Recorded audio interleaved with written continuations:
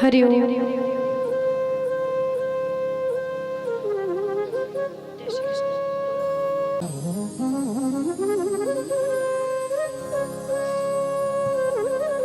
हरि ओम।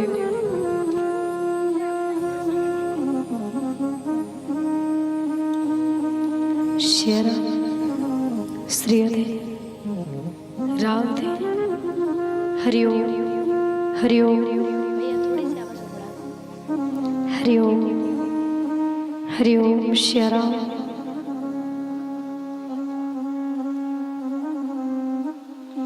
शेरा जय शेरा श्रीयते राधे। हरि ओम।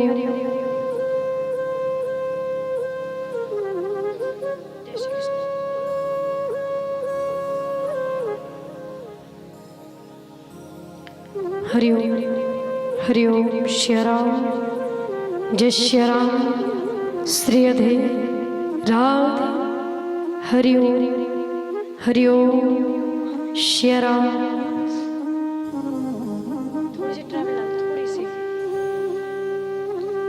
हरि ओम। हरि ओम। शेरा बोले राजा रामलीला सरकार की जय।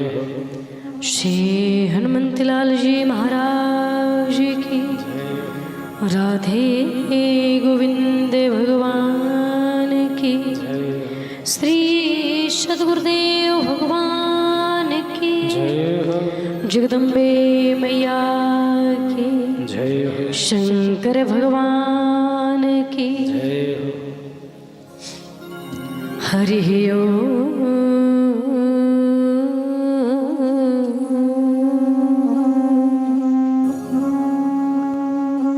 स्वस्ति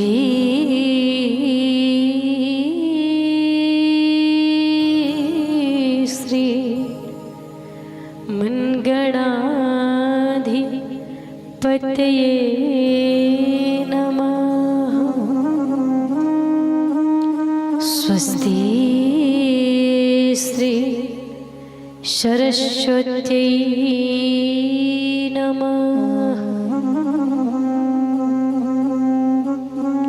अज्ञान तिमिरान्धस्य ज्ञानाञ्जन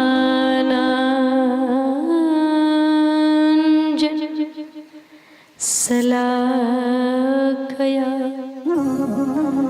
चक्षुरुन्मीलितं येन तस्मै श्रीगुरुवे नमः।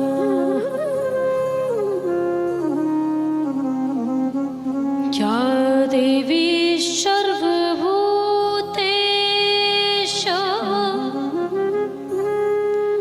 शक्तिरूपेण संस्थिता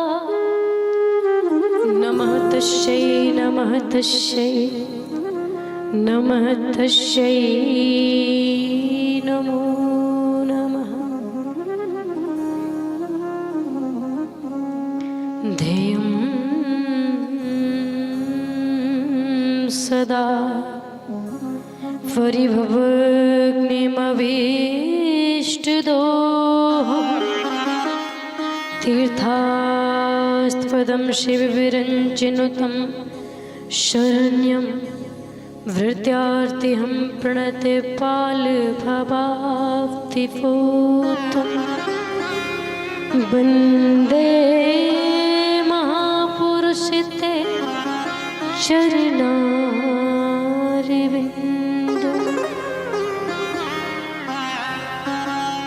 सीतानाथ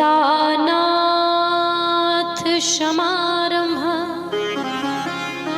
श्रीरामानन्दाय मध्यमा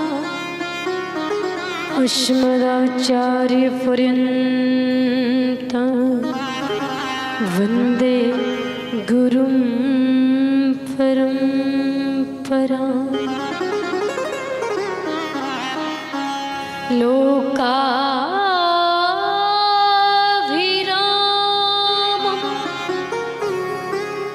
रणरङ्गधीरं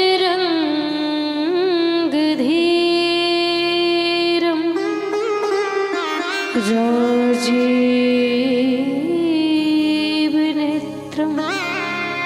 रघुवंशनाथ कारुण्यरूपं करुणाकरन्तं श्रीरामचन्द्रं शरणं प्रपद्ये।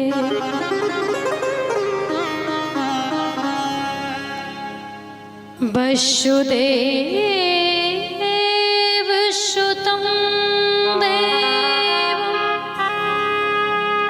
कंसचाणूरमर्दनं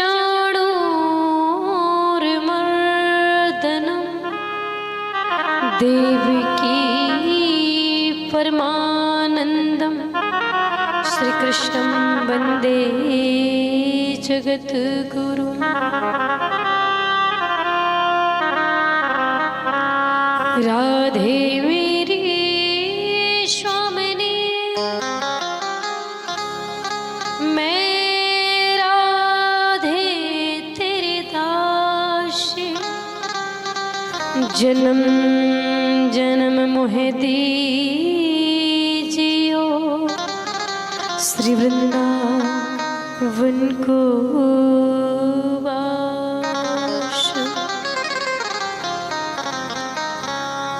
अतुलित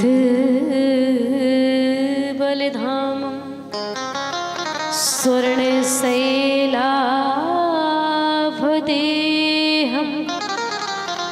धनुजवनकृशानुं ज्ञानिनाम गृगण्यं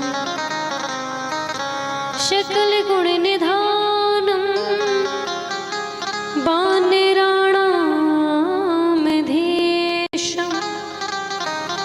रघुपति प्रिय भक्तं वातजातं नमामि। हे हनुमान बिराजियो कथा होत तुम आश तुम सुचि सेवक राम के मैं चरणों की दास। शब द्वारन को छोड़ के आई माँ तेरे द्वार। हे जनक दुलारी सिया जान की निगम मेरी ओर निहार। निगम मेरी ओर निहार। अपने अपने घरन की है सब कहो पीर पर तुम है पीर सब घरन घरन की। धन्य धन्य रघुवीर मिले भरोसा आपका हमें सदा जगदीश। आशा तेरे नाम की बनी रहे मई। भक्त भक्त भगवंत गुरु चतुरी नाम बपु एक। तिनके पद बंदन के नाशत विघ्न नाशत विघ्न। बड़ी राजा रामलीला सरकार की जय हो। जनक दुलारी श्री जनक नंदनी महारानी की जय हो। श्री हनुमंतलाल जी महाराज की जय हो। राधे गोविंद भगवान की जय हो। परम मंगल में प्रातः अखिलेश्वर अकारण करुणावरुणालय भक्तवांछित कल्पतरु श्री त्रिनेत्र वर्ण पीतांबरधारी भगवान श्री बालकृष्ण लाल की वांगमयी प्रतिमूर्ति श्रीमद् भागवत एवं श्री रामचरितमानस भगवान ठाकुर जी के पावन चरणों में नमन करते हुए पूज्य श्री किशोरी श्री राधा रानी माँ के पावन चरणों में नमन करते हुए जगत नियंता जधार सर्वाधार प्राणाधार अखंड कोटि ब्रह्मांड के नायक भगवान श्री अवध विहारी सरकार के पावन चरणों में नमन करते हुए एवं श्री किशोरी श्री जनक नंदिनी महारानी के पावन चरणविंदों में नमन करते हुए पूज्य श्री भूत पावन भोलेनाथ बाबा के पावन पादार विंदों में नमन करते हुए चरणों में नमन करते हुए माँ भगवती माँ जगजननी के पावन चरणों में नमन करते हुए भगवान की कथा में अनन्य प्रेम करने वाले भगवान की कथा के अनंत रशिया बलवंत श्री हनुमंत लाल जी महाराज के पावन चरणों में नमन करते हुए पूज्य जिनकी पावन सन्निधि में ये सुंदर 9 दिवसीय श्री रामचरितमानस का सुंदर आयोजन होने जा रहा है। पूज्य श्री महाराज गिरजा शरण जी महाराज गिरजादास जी महाराज पूज्य श्री गिरजादास जी महाराज फाल्ट बाबा सभी जानते हैं और लगभग आपके क्षेत्र में हमेशा कथा करवाते रहते हैं। कितनी खुशी की बात है। हम सभी की तरफ से बहुत प्रणाम है उनके लिए कि इतना सुंदर कार्य हम सबके कल्याण हेतु। आजकल किसको टाइम है किसी के लिए, सब अपने अपने में व्यस्त हैं और उन्हें भी कौन सा आपसे लाभ है कि अब कथा आपके गांव में चल करके आए, मेहनत करें, सब कुछ करें, कथा करवा रहे हैं, फिर भी इतना समर्पण होने किसी को शौक नहीं है। आजकल सब पूरी दुनिया महाराज मतलब ही है, सब अपने अपने फायदे के लिए, लेकिन इनका यहाँ तो कोई फायदा नहीं है, बस लगे हुए हैं समाज की सेवा में। और उनका संकल्प है कि 108 कथा है, एक पूरी माला है, 108 कथा राम कथा करवाएंगे। अब 108 कथा करवाएंगे, सोचनीय बात है। तो उस कथा में से अगर एक कथा में से 8 लोगों ने अपने जीवन में भगवान की कथा उतार ली तो सोचो कितने लोगों का कल्याण हो जाएगा। धन्य है उनकी सोच, इतना अच्छा कार्य कर रहे हैं। और उनकी 108 कथाओं में से 39वीं कथा है। हाँ, 39वीं कथा हो रही है यहाँ पे। और उनका इतना तो जो है प्रण है कि इतनी कथा तो करवानी है ठाकुर जी राम जी की कृपा। और आगे अगर ऐसे ही अच्छा रहा आप सबका सहयोग, देखो वो तो महात्मा है, संत है, झंडा गाड़ दिया फिर चलना आपका काम है पीछे से। हाँ, नहीं तो दंड का मंडल उठाएंगे और चलते बनेंगे।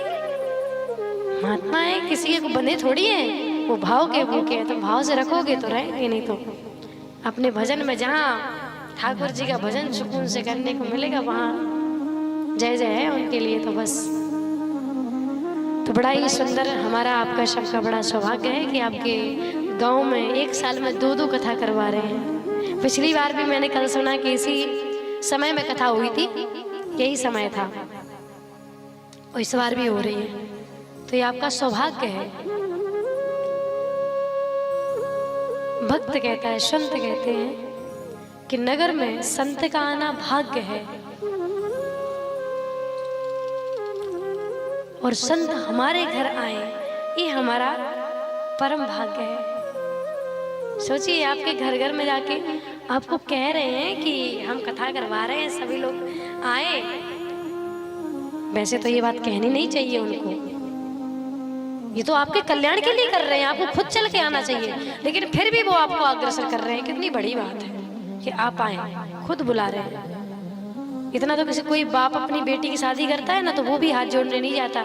इतना वो कथा के लिए आप सबसे आग्रह कि आप आएँ सभी और कथा में आके कथा सुने। वो आपसे कुछ मांग तो है नहीं रहे, कुछ आपसे कह तो है नहीं रहे कि नहीं आप इतना सहयोग करेंगे तो वो उन्होंने तो अपनी माला जो उन्होंने प्रण किया है वो तो होनी है। आप करें सहयोग, ना करें तब भी करेंगे वो।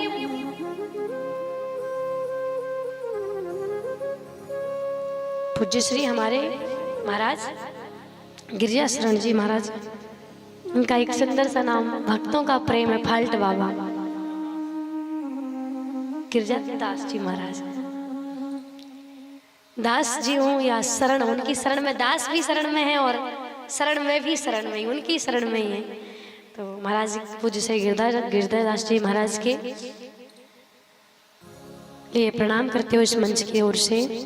आप सभी कथा पांडल में जितने महान भाव विराजमान हैं, आप सभी को भी मेरा बार बार नमन है।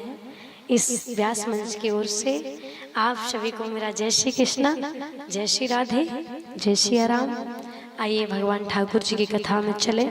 इससे पहले बड़े प्रेम के साथ सभी 2 बार नाम संकीर्तन प्रेम से बोलेंगे, उसके बाद हम कथा की ओर चलेंगे। और कुछ विशेष महत्वपूर्ण भी चर्चा है आज आप लोगों से, ठीक है। आज कथा का 3रा दिन है और हमारे महाराज जी बराबर मेहनत कर रहे हैं और आपकी मेहनत बिल्कुल दिख ही नहीं रही है। ये कार्यक्रम आप सबका है, आप सबको अच्छे से इसको पूर्ण की ओर, पूर्णता की ओर ले जाना है। तो एक केवल महाराज जी ने तो आगे झंडा गाड़ दिया, वो तो अपनी माला कर रहे हैं, भजन कर रहे हैं, बस आनंद में। अब देखो पीछे तो आपको चलना पड़ेगा ना, और मैं देख रही हूँ कि आप कोई पीछे चलने को हैं लोग, ऐसा नहीं है, लेकिन सामने नहीं आ रहे हैं। तो सामने भी तो आना पड़ेगा। देखो प्रेम करते हैं अगर हम किसी से या कुछ भी किसी के साथ हमारा कोई भी संबंध होता है तो वो हमारा चरित्र में दिखना चाहिए। हम ठाकुर जी से प्रेम करते हैं, हम प्रेम करते हैं, और दिखना कुछ है नहीं कि प्रेम करते हैं या नहीं करते।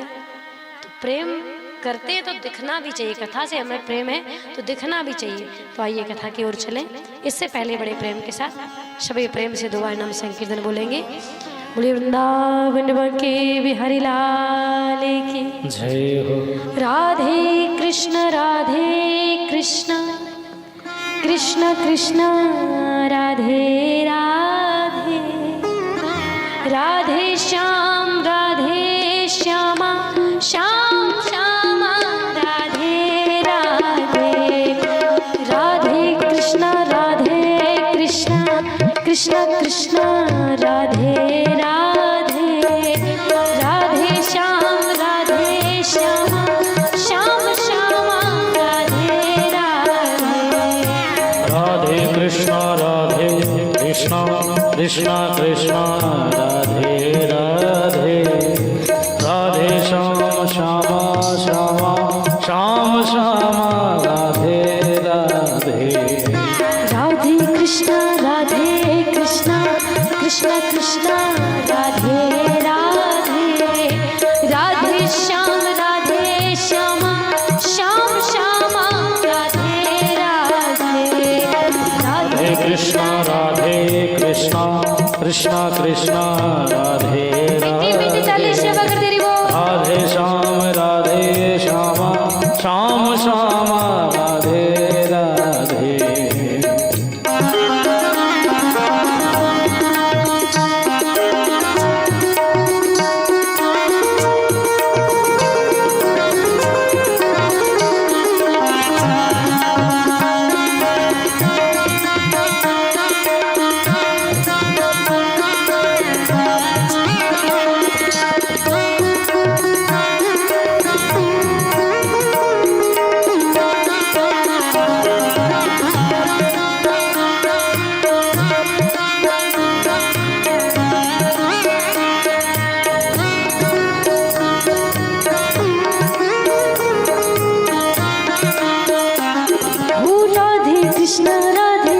कृष्ण कृष्ण राधे राधे, राधे श्याम श्याम श्याम राधे राधे, राधे कृष्ण कृष्ण कृष्ण राधे राधे, राधे श्याम श्याम श्याम राधे राधे, राधे कृष्ण कृष्ण कृष्ण राधे राधे, राधे श्याम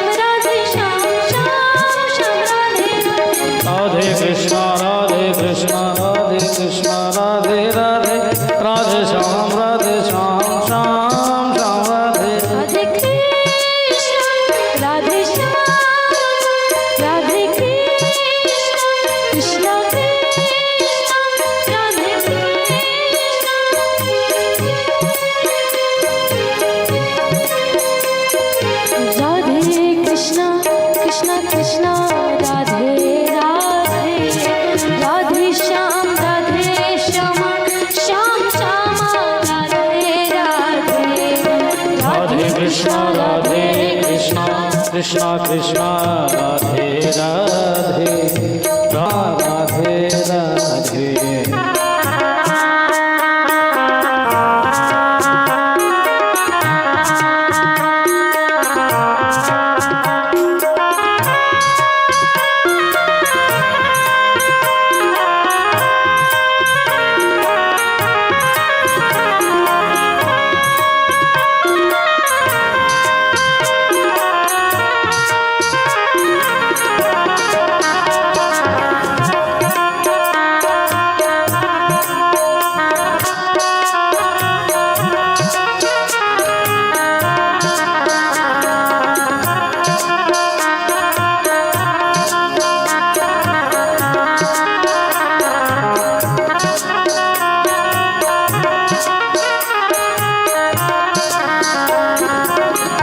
कृष्ण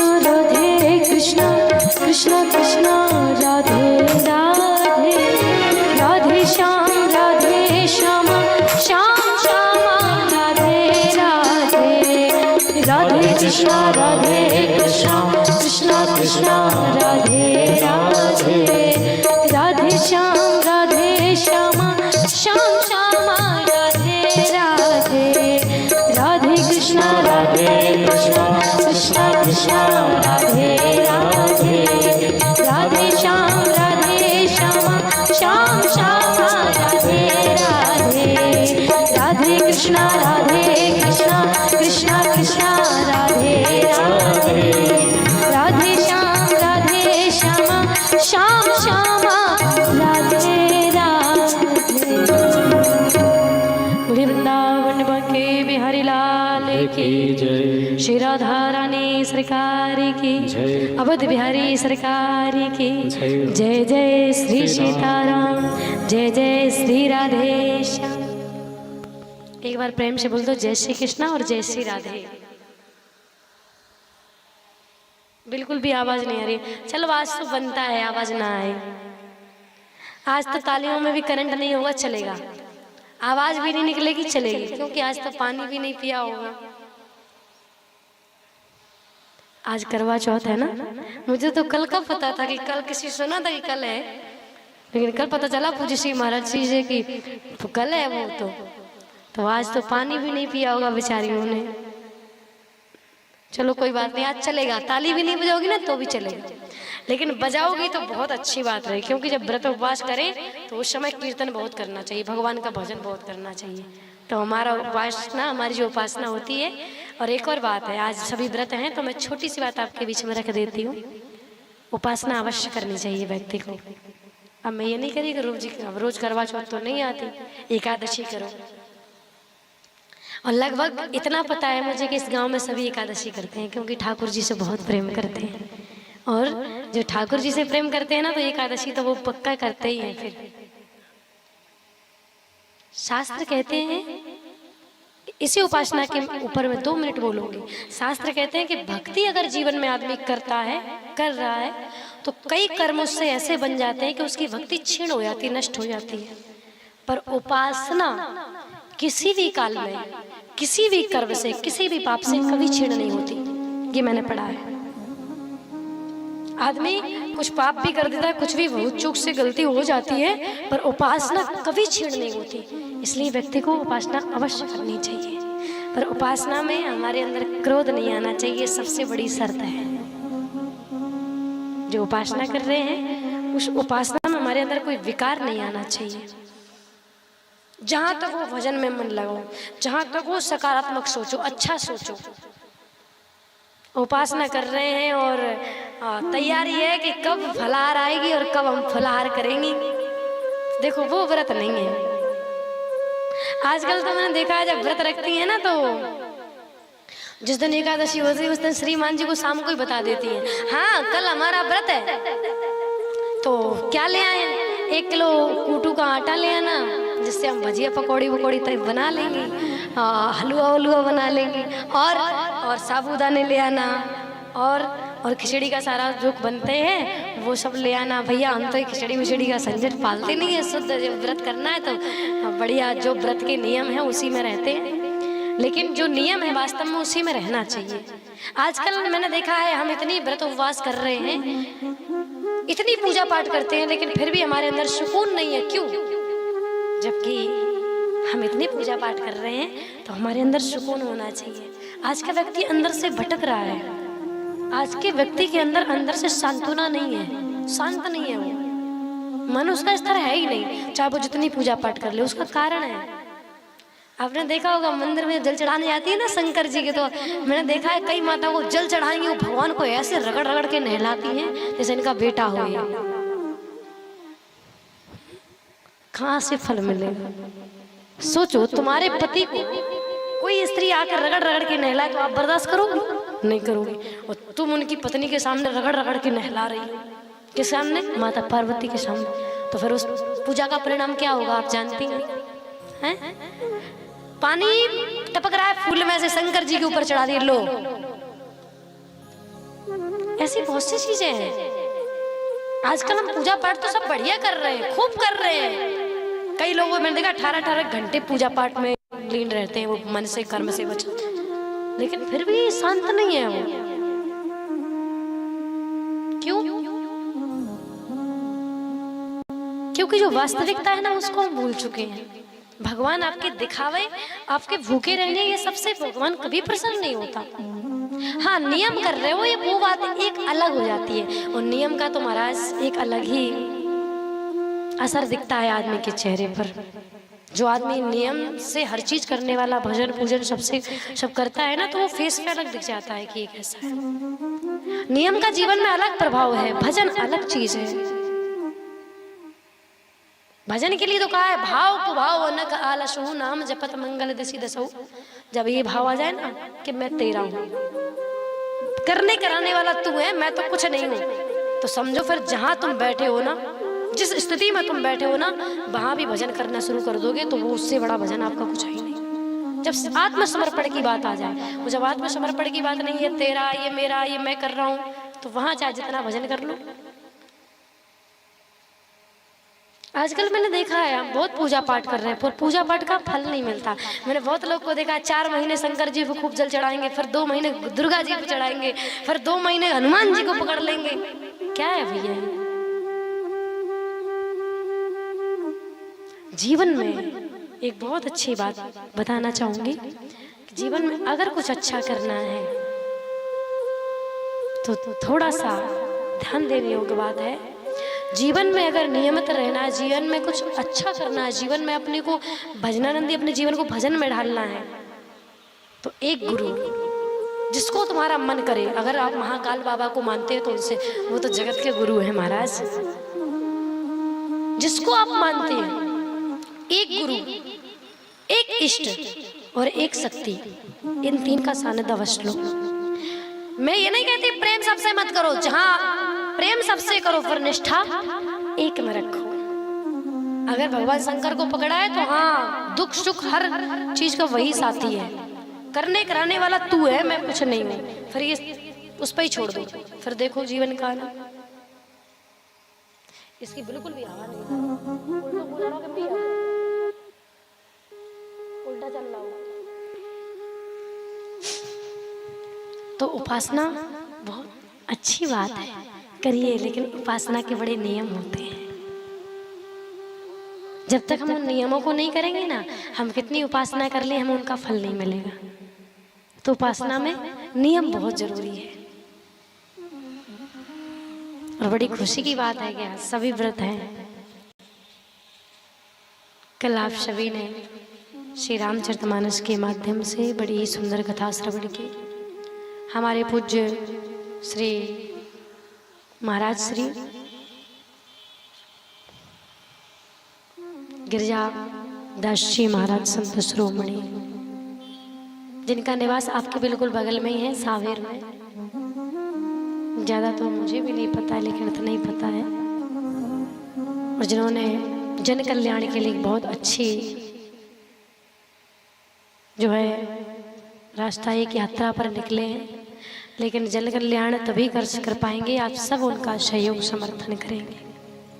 सभी बढ़ चढ़ के उनका सहयोग करें और बढ़िया से ऐसे ही कार्यक्रम आपके आसपास होते रहें। भगवान राम जी की कथाओं के अंतर्गत आप हमेशा सुनते रहते हैं कि भगवान की कथा उन्हें सुनने को मिलती है जो बड़े बड़भागी होते हैं, बड़े सौभाग्यशाली, परम भाग्यशाली, जिनके कल्प कल्पांतरों के पुण्य उदय होते हैं, उनको भगवान की कथा सुनने को मिलती है। और आप कितने भाग्यशाली हो कि एक साल में 2-2, 3-3 कथाएं सुनते हो। ये आपका सौभाग्य है। भगवान राम जी की कथा तो ऐसी है, अगर आदमी एक बार भी सुन ले ना तो वो भी कल्याण के लिए काफी है, उसमें भी आदमी का। लेकिन आप कितने बड़े सौभाग्यशाली कि आप कितनी बार सुन चुके होंगे अब तक। भगवान का नाम ऐसा प्रभावशाली है महाराज कि कैसा भी आदमी हो खिंचा चला आता है। और यहाँ आज कथा का तीसरा दिन है। कुछ कह रहे हैं हमें तो अभी पता नहीं है, और तो देखो आपके गांव में हो रही है, सब बाहर से चल के आए हैं, अब तो पता है, अब तो सभी आए और अपनी सहभागिता यहाँ आके अपनी प्रदान करें। जो भी है आए, बैठे, देखें कार्यक्रम कैसे हो रहा है। ये हमारे गांव की जो है मर्यादा, गांव की शान है, ये कितनी बड़ी बात है। फिर भी आप लोग को देखो, समय तो कहते ना कि जब तक जिंदगी है, जब तक कार्यों से ग्रह कार्य नाना जंजाला, कभी इनसे फुर्सत मिलने वाली नहीं है। जब हम समय निकालेंगे तभी समय निकलेगा। समय नहीं है, काम का समय है। तो कथा कितने 2 घंटे कथा हो रही है, वैसे 12 बजे से 3 बजे तक कथा हो रही है, और 3 बजे में आप 2 घंटे समय नहीं दे पा रहे हो। 2 घंटे घर में तो समय देते हो, उसमें से 1 घंटे समय, 2 घंटे नहीं, 1 घंटे समय दो, लेकिन समय दो। जरूरी है। आपके ग्राम में कथा हो रही है, भगवान राम जी की जो कथा आप श्रवण कर रहे हैं ना, ये कथा बहुत सुंदर है महाराज। ये राम जी का नाम इतना सुंदर है। कहा है गोस्वामी जी ने कि राम जी की कथा ने, राम जी ने तो केवल एक स्त्री का उद्धार किया, लेकिन राम जी की कथा ने तो हजारों करोड़ों लोगों को उद्धार कर दिया। लिखा ना, एक राम तापस्ती तारी, नाम कोटि खल कुमत सुधारी। नाम ने तो करोड़ों को पार लगा दिया। हमारे सामने भगवान की कथा हम बुला के नहीं, चल के आई है, तब भी हम उस संगम में स्नान, उस बहती गंगा में स्नान, गोता नहीं लगा पा रहे। कितना बड़ा दुर्भाग्य है हमारा। आना चाहिए हमें भगवान के नाम की प्रबलता, भगवान के नाम की शक्ति बड़ी ही सुंदर बताई गई है शास्त्रों में। लोग कहते हैं भगवान, अरे कई लोग तो कहते हैं कथा एक बार सुन ली, अब क्या बार बार सुनना, पिछली वर्ष भी हुई थी, फिर क्या। देखो कथा मैंने कल या परसों में कहा था कि जितनी बार सुनोगे उतनी बार नई लगेगी। जितनी बार आप पढ़ोगे ना, तब भी आपको नई नई चीजें मिलेंगी। रामचरितमानस में आप रामचरितमानस, भगवत गीता, भागवत जो भी पढ़ेंगे, एक नई चीज मिलेगी आपको सीखने के लिए। और फिर भी आप नहीं कर रहे हैं तो ये तो बहुत हमारे दुर्भाग्य की बात है। फिर भी हम उस नाम का, उस प्रभु की कृपा का पात्र नहीं बन पा रहे हैं। भगवान ठाकुर जी के प्रति मैंने कल भी कहा था कि ऐसे जीवन में 2 ही चीजें हैं जो साथ जाएंगी, बाकी सब यहीं पड़ा रह जाएगा। जानते सभी हैं पर मानते नहीं है। मैंने कल कहा था, जानते तो सभी हैं कि सब पड़ा रह जाना है, बस भगवान का नाम ही साथ में जाएगा, सभी जानते हैं। कल मैंने कहा था कि जीवन में केवल 2 चीजें साथ जाएंगी, एक भगवान के प्रति किया गया दान, दूसरा भगवान का लिया गया नाम। बाकी सब लेकिन जानते हैं पर मानना नहीं है हमारे लिए। और जब तक हम मानेंगे नहीं, कितना भी जान लो, जानने में और मानने में बहुत बड़ा अंतर होता है। ज्ञान हो जाने में और जानकारी होने में दोनों में बहुत बड़ा फर्क है। जानकारी आदमी को विरमित कर सकती है, जब ज्ञान हो जाता है ना उस चीज का। तो यही हमारी आज स्थिति है कि आज हमको जानकारी तो है पर उस चीज का ज्ञान नहीं है। राम के नाम का हमको ज्ञान नहीं है कि राम का नाम है कैसा, भगवान का नाम है कैसा जीवन के लिए। भगवान के नाम में तो महाराज बहुत सामर्थ्य है कि जो असंभव को भी संभव कर दे। एक बात मुझे याद आती है, एक बड़ी अच्छी कथा है महाराज कबीरदास जी की। महाराज कबीरदास जी एक बार बनारस गए, वहां पर कुछ विद्वानों की सभा लगी हुई थी। तो कबीरदास जी महाराज छोटे मोटे विद्वान, छोटे मोटे भक्त थे भगवान के, तो ये भी पहुंच गए। जैसे ही ये पहुंचे तो वहाँ विद्वानों ने विरोध किया आपस में कि ये क्यों आ गया, ये क्यों आ गया। तो कुछ लोगों ने कहा कि अरे आ गया तो बैठा रहने दो, लेकिन कुछ लोग होते हैं ना घमंडी टाइप के, तो ज्ञान होते हुए भी बड़े मूर्ख होते हैं। तो उन्होंने कहा नहीं, ये यहाँ नहीं बैठ सकता। तो उन्होंने कबीरदास जी से कहा, बोले आप बाहर निकल जाएं, आप यहाँ नहीं बैठ सकते। तो कबीरदास जी ने कहा महाराज मेरा दोष क्या है, क्यों नहीं बैठ सकता मैं। तो कहने लगे आप मुसलमान हैं, आप झूला हैं। तो कबीरदास जी ने कहा कि जो है आप यहाँ, मैं यहाँ नहीं बैठ सकता, कोई इतनी बड़ी बात तो नहीं है, लेकिन फिर भी आप कहते हो तो ठीक है, मैं चला जाऊंगा, आप अपनी सभा करो, अभी चला जाऊंगा। तो कुछ लोगों ने कहा नहीं नहीं ऐसे नहीं निकलेगा, इनको निकाल दो। उठाया और उनको गेट से बाहर कर दिया। कबीरदास जी को ये बात बड़ी बुरी लगी, थोड़ा सा अपमान हो गया, तो उन्हें बड़ा कष्ट हुआ। बेचारे वहाँ से चलकर गंगा के किनारे आए। रात्रि का समय होने जा रहा था, वहीं पर बैठ गए और पूरी रात्रि व्यतीत हो गई, पर उन्हें नींद नहीं आई चिंता से। क्योंकि जब कोई महापुरुष, कोई भी व्यक्ति हो, किसी का भी अपमान हो जाए तो बुरा तो लगता ही है। सुबह के 4 बज रहे थे। स्वामी श्री रामानंदाचार्य जी महाराज सुबह स्नान करने जाते थे वहां गंगा के किनारे। तो उन्होंने क्या देखा कि जो महाराज कबीरदास जी पड़े हुए थे, जब वहां से निकल रहे तो अचानक उनका पैर लग गया। तो रात्रि का समय था, उन्होंने कहा राम राम, पता नहीं किस में पैर लग गया, तो वो पता नहीं किस जीभ पर पैर पड़ गया। तो इतना कहते हुए आगे बढ़ गए। कबीरदास जी महाराज वहां से उठ के चुपचाप आए और कुटिया के बाहर एक बोर्ड बना करके लगा दिया, श्री श्री 108 1008 महाराज रामानंदाचार्य जी महाराज के परम शिष्य श्री कबीरदास जी की कुटिया। अब जो लोगों ने देखा तो मन में विचार किया कि शाम को तो ये किसी का गुरु मुरु मंत्र नहीं लिए था, कोई इसका गुरु मुरु नहीं थे। आज सुबह ही कुटिया के बाद तो रामानंदाचार्य जी महाराज को बुलाया, बताया कि महाराज आपने क्या हो झोला के लिए आपने एक मंत्र दे दिया, गुरु मंत्र दे दिया, देखो एक कुटिया के बाहर। तो विद्वानों ने विरोध किया स्वामी जी के सामने। तो स्वामी जी ने कहा कि मैंने तो किसी गुरु मंत्र नहीं दिया, जाओ जाको बुला के लाओ उसे, मैंने तो कहीं कोई गुरु मंत्र नहीं दिया किसी को। तो सब बुलाने आए। कबीरदास जी महाराज ने कहा मैं नहीं। कबीरदास जी महाराज ने सोचा पता नहीं अब फिर कोई अपमान करेंगे ले जा करके, तो कबीरदास जी महाराज ने मना कर दिया। जब मना किया तो स्वामी जी समझ गए कि कुछ तो बात है, नहीं तो कबीर बहुत नम्र है, बहुत सरल स्वभाव, खिंचा चला था मेरे बुलाने पे, कुछ तो बात है। उन्होंने जितने वो विद्वान वहां पर थे बोले जाओ जाके पालकी लेके जाओ और सम्मान से इस पालकी में बिठाल के कबीर को लेके आओ। पालकी लेके आए विद्वान और बड़े आदर सम्मान से आग्रह करके निवेदन करके पालकी में बिठाल करके लेके पहुंचे स्वामी जी के सानिध्य में, आश्रम में, कुटिया में। जैसे ही कबीरदास जी महाराज पहुंचे प्रणाम किया तो कबीरदास जी महाराज से स्वामी जी ने कहा कि एक बात तो कबीर, मैंने तुम्हें गुरु मंत्र कब दिया जो तुमने बोर्ड लगा रखा है कि श्री श्री 1008 श्री रामानंदाचार्य जी महाराज के परम शिष्य श्री कबीरदास जी का आश्रम कुटिया है, मैंने तुम्हें गुरु मंत्र कब दिया, मैंने अपना शिष्य आपको कब बनाया।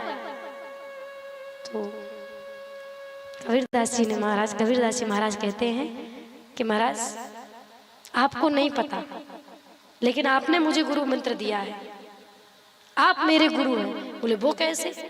बहुत काफी देर तक वार्तालाप। उसके बाद महाराज कबीरदास जी से स्वामी जी ने कहा मैं आपसे 4 प्रश्न कर रहा हूँ, उसके बाद मैं आपसे कुछ नहीं पूछूंगा, मैं मान लूंगा अगर सही उत्तर दिया तो मैं मान लूंगा कि मैंने ही तुम्हें गुरु मंत्र दिया है, ठीक है। पहले बोले ये बताओ, बोले कहां पर दिया आपको गुरु मंत्र, पहला। दूसरा गुरु मंत्र मैंने कब दिया, किस समय में दिया। और तीसरा ये है कि जो गुरु मंत्र मैंने दिया है वो मंत्र कौन सा है, और चौथा उस मंत्र का प्रभाव क्या है। तो कबीरदास जी की आंखों में प्रेम आंसू आ गए और रोते हुए कबीरदास जी महाराज बोले, गुरुदेव आपने मुझे गुरु मंत्र गंगा के किनारे दिया, सुबह के 4 बज रहे थे, ब्रह्म मुहूर्त था। और तीसरा प्रश्न आपका ये है कि कौन सा मंत्र दिया। तो वेदों में, शास्त्रों में आज्ञा तो ये है कि गुरु मंत्र जो मिले वो बताना नहीं चाहिए, लेकिन जब गुरु की आज्ञा हो तो बता देना चाहिए। तो कबीरदास जी बोले, मुझे आपने राम नाम मंत्र दिया है। और गुरुजी आप कहते हैं ना, गुरुदेव आप कह रहे हो कि इस मंत्र का प्रभाव क्या है। कबीरदास जी फूट फूट कर रोते हुए बोले कि इस मंत्र का प्रभाव का और बड़ा मैं क्या प्रमाण दूं कि कल तक जिस सभा में से उन विद्वानों ने मुझे धक्के मार के बाहर फेंक दिया था, आज वही विद्वान पालकी में बिठा करके खुद कंधे पर ढो करके मुझे आपके सामने लेके आए। और मैं क्या बताऊं, क्या नाम का प्रभाव, क्या बताऊं कि इस नाम का प्रभाव, इस नाम की शक्ति क्या है, इससे बड़ा और क्या प्रमाण दूं। ये है मेरे राम जी के नाम का प्रभाव,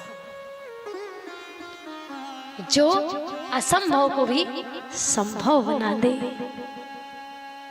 लेकिन आजकल राम को तो सब मानते हैं, पर राम की कोई नहीं मानता।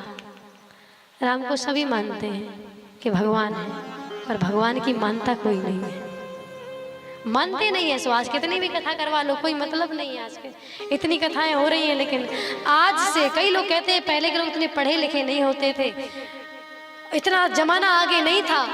आज पढ़ लिख गए, जमाना बहुत आगे पहुंच गया। कभी शास्त्र उठा के देखना तो पता चलेगा कि जमाना कितने पीछे पहुंच गया है। पहले के लोगों के पास घड़ी, मोबाइल, टाइम, कुछ साधन नहीं होते थे, फिर भी आदमी समय के साथ सारे काम करता था, फिर भी समय पे आदमी पहुंच जाता था। आज घड़ी है, मोबाइल है, मोटरसाइकिल है, 4 व्हीलर है, सब कुछ है, फिर भी समय पे कोई काम नहीं होता। बताओ मुझे एक भी इंसान ऐसा हो जो 10 मिनट कभी किसी काम को 10 मिनट समय से पहले पहुंच गया। और पहले के लोग भले ही 10 किलोमीटर 20 किलोमीटर का रास्ता तय करना होता, लेकिन समय से पहले पहुंच जाते थे। पहले के लोग के पास घड़ी, मोबाइल, टाइम देखने के लिए नहीं होता था, फिर भी वो अनुभव से बता देते थे कि इतना समय हो रहा होगा, उतना ही समय हो रहा होता था। अब मुझे बताओ जमाना पहले आगे था कि आज आगे। आज लोग कहते हैं पहले एरोप्लेन ये सब नहीं था, और ये सब उद्योग, ये बिजली, लाइट, ये सब अब इतनी तरक्की पर है जमाना, इतना सब कुछ है।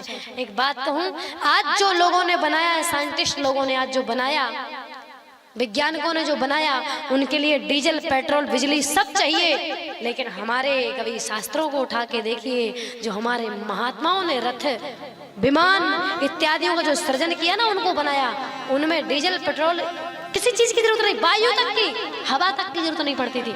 मन बनाओ और मन से वहां पहुंच जाते थे। अब बताओ जमाना पहले आगे था कि अब आगे? जमाना पहले आगे था। पहले के लोग भले कम पढ़े लिखे होते थे, लेकिन संस्कारवान होते थे। पहले के लोगों के अंदर नम्रता होती थी। आज प्रत्येक व्यक्ति के अंदर अकड़ बढ़ी पड़ी है महाराज। अगर कोई अच्छे से बात कर ले ना, तो लोग सोचते हैं पता नहीं इसका कौन सा स्वार्थ है, क्यों अच्छे से, कुछ तो है दाल में काला, जब ही अच्छे से बात कर रहा है। तो ये क्या है? आज हम कथा तो करवा रहे हैं, पर कथा का अनुसरण जीवन में, यही तो बात है कि राम को तो मान रहे हैं, पर राम की नहीं मान रहे हैं कि राम ने क्या किया, वो नहीं मान रहे हैं। तो वो बहुत जरूरी है। जब तक वो नहीं मानेंगे ना, तो हम कितनी भी कथा करवा लें, कितना भी सुन ले, कितना भी अध्ययन कर ले, कोई मतलब नहीं है। कल आप सभी ने श्रीमद् रामचरितमानस के माध्यम से बड़ी सुंदर कथा श्रवण की। महाराज गोस्वामी जी वर्णन कर रहे हैं कि आज जब कल आप श्रवण कर रहे थे कि जब माता सती जी ने भगवान शिव जी से कहा, बोले प्रभु, कल आप सुन रहे थे ना कि माता सती जी कहने, प्रभु मेरे तो जाते जाते भाव ही बदल गए, मैं तो जाते जाते मेरे तो भाव ही पता नहीं कैसा हुआ, और प्रणाम करके चली आई, और मेरे अंदर कोई परीक्षा लेने का भाव नहीं आया। और जब शंकर जी ने ध्यान से देखा, जब देखे शंकर धर ध्याना, सती जो कीन चरित्र सब जाना, और जब भगवान शिव जी ने सब जाना, मैया सती जी ने जो किया था, सती कीन सीता कर वेसा, जब शिव जी ने ये देखा कि सती जी ने सीता जी का रूप धारण करके मेरी माँ जनक नंदिनी का रूप धारण करके मेरे प्रभु की परीक्षा ली है। तो अब महाराज शिव जी को बहुत ग्लानि हुई और ग्लानि में भर के महाराज भगवान शिव जी दुखी होकर के मन ही मन विचार करने लगे कि जो अब करहूं सती सन प्रीति। अगर इतना सब कुछ देखने के बाद जो अब करहूं सती सन प्रीति तो मिटहि भक्ति पथ होय अनीति। अगर मैंने अब भी सती से प्रेम किया तो भक्ति का मार्ग लुप्त हो जाएगा। और तब क्या किया भगवान शिव जी ने? वो स्वामी जी कह रहे हैं कि शिव संकल्प कीन मन माही, शिव संकल्प कीन मन माही।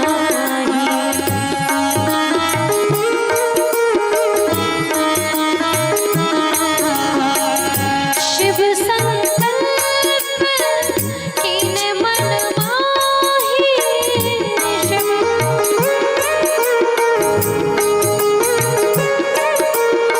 शिव संकल्प कीन मन माही।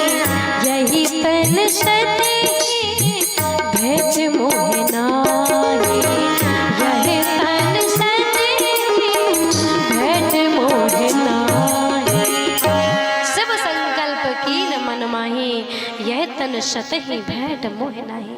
मन ही मन मैं देख रही हूँ कुछ कुछ लोगों को बड़ी नींद आ रही है। अब देखो व्रत में तो अधिकतर ऐसा होता है, बीच बीच में कलयुग कूद पड़ता है ना, कि अगर पूरी तरह से भगवान का भजन कर लिया तो फिर समय का फिर हमारा क्या प्रभाव रह जाएगा। तो बीच बीच में कुंभकर्ण की श्रीमती जी आक्रमण करती रहती हैं। अभी मैं देख रही हूँ जब से थोड़ा सा कथा जैसे ही शुरू हुई ना और बस लटकने लगी तुरंत, तो लटकना नहीं है। एक बार प्रेम से बोल दो राधे राधे, जय सिया राम।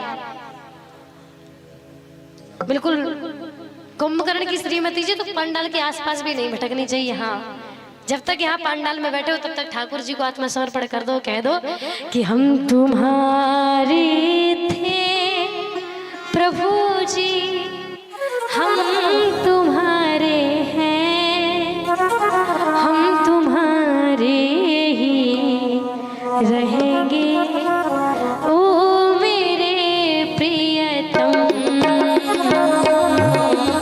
हम तुम्हारे थे प्रभु जी, हम तुम्हारे हैं,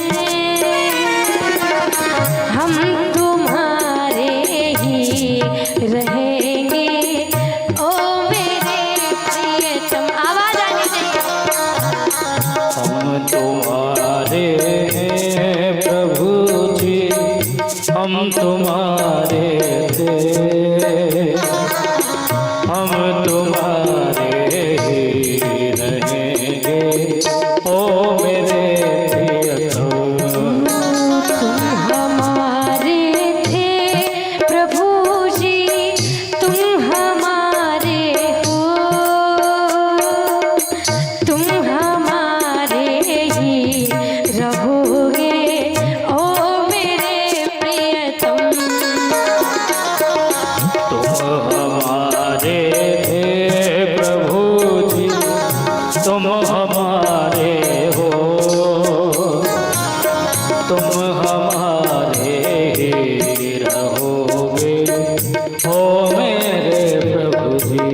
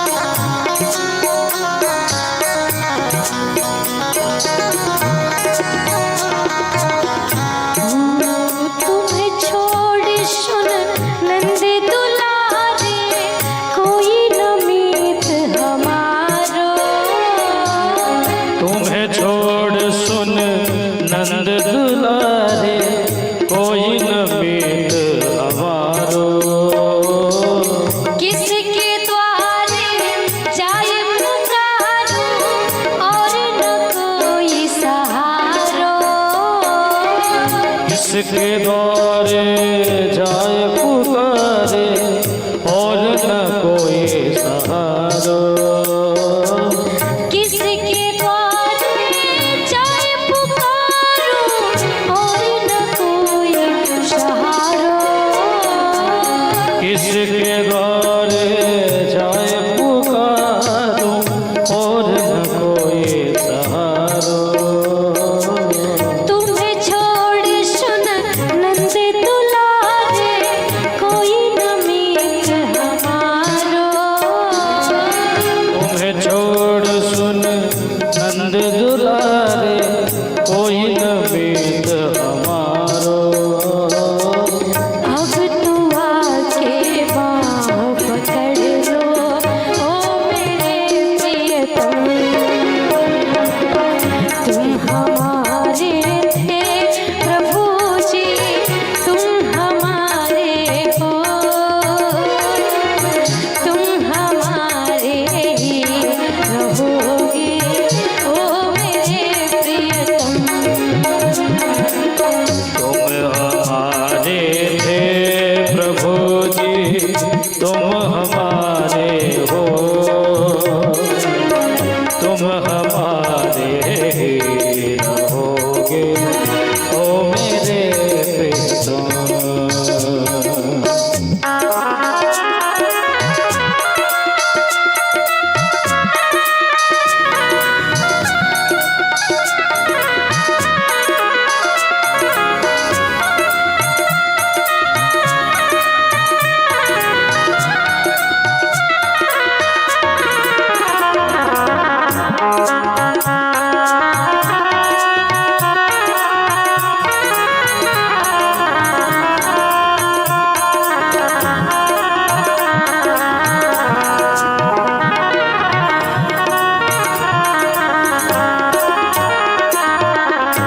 और भक्त कहता है प्रभु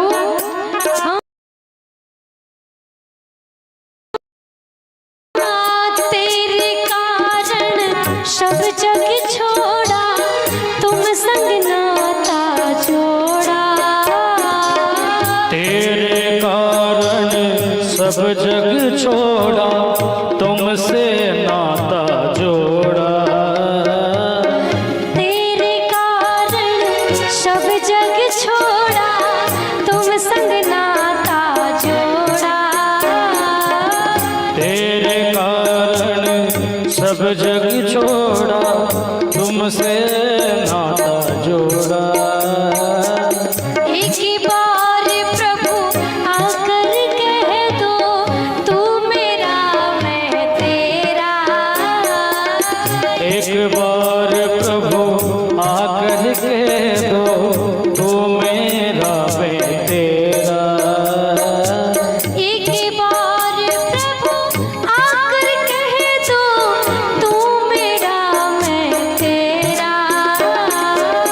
एक बार प्रभु आकर कह दो, तू मेरा मैं तेरा। एक बार प्रभु आकर कह दो, तू मेरा मैं तेरा।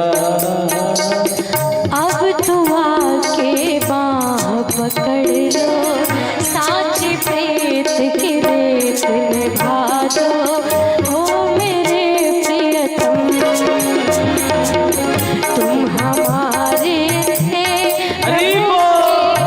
तुम हमारे हो, जय जय। तुम हमारे ही रहोगे ओ मेरे प्रियतम।